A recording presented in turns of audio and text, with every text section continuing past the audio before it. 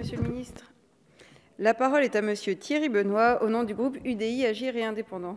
Merci Madame la Présidente. Monsieur le ministre, lorsqu'on parle de logement, on pourrait convenir ensemble que nous avons dans cette affaire 3 objectifs. Tout d'abord, une exigence de justice afin de permettre à tout un chacun, à chaque Français, de pouvoir accéder notamment en plus grand nombre à la propriété. Le deuxième point, une exigence ou un impératif écologique.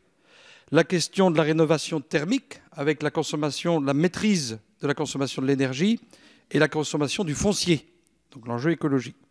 Et le tout dans une nécessaire maîtrise de la dépense publique. Et je voudrais aborder la question du dispositif Pinel qui profite aujourd'hui aux ménages plutôt aisés.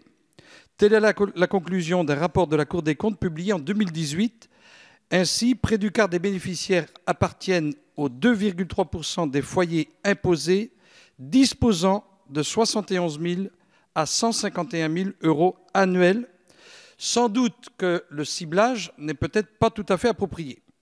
Et la question que je voudrais poser, et qu'on se pose souvent, nous, en région Bretagne, notamment pour les élus locaux des villes moyennes et des territoires ruraux, c'est est-ce qu'il n'y aurait pas nécessité d'ajuster, pour être clair, de réduire le dispositif Pinel et de ventiler des crédits nouveaux sur l'aide personnalisée au logement, donc l'accession, l'APL accession, l'aide personnalisée au logement pour l'accession, et l'APL sociale. C'est la première question, parce que je pense qu'il faut encourager l'accession à la propriété des jeunes ménages, des primo-accédants et des Français qui sont de conditions, je dirais, modestes financièrement. Enfin, autre question, c'est la gestion du Pinel. Vous expérimentez en Bretagne une gestion à l'échelle régionale. Est-ce qu'il n'y a pas intérêt à retenir la maille de l'intercommunalité qui a la compétence habitat pour une meilleure gestion au plus près de cette politique de Pinel, du PTZ, mais aussi de l'APL? Merci, chers collègues. Monsieur le ministre. Merci, Présidente. 2 points que vous évoquez dans cette excellente question, cher député Thierry Benoît, et j'en profite également pour vous remercier d'avoir, si je comprends bien, été avec votre groupe à l'initiative de ces échanges.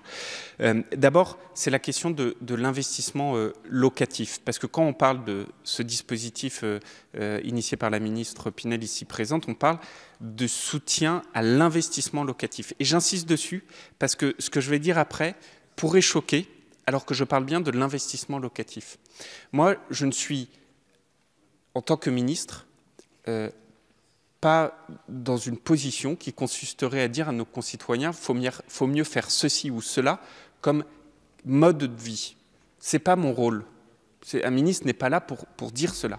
Par contre, mon rôle, c'est de dire que l'investissement locatif, c'est-à-dire là où j'incite nos concitoyens à investir avec leur argent pour avoir une déduction fiscale, ça doit répondre à une véritable vision de l'aménagement du territoire.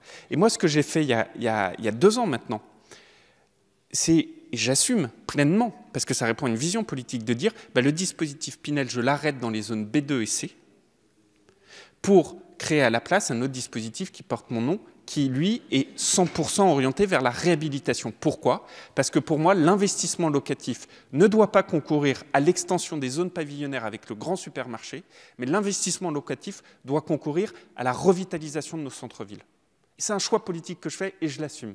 Ça ne veut pas dire que je dis ici ou là, il ne faut pas faire tel aménagement. Je dis, voilà moi mon rôle. Et deuxième élément, c'est le volet territorial.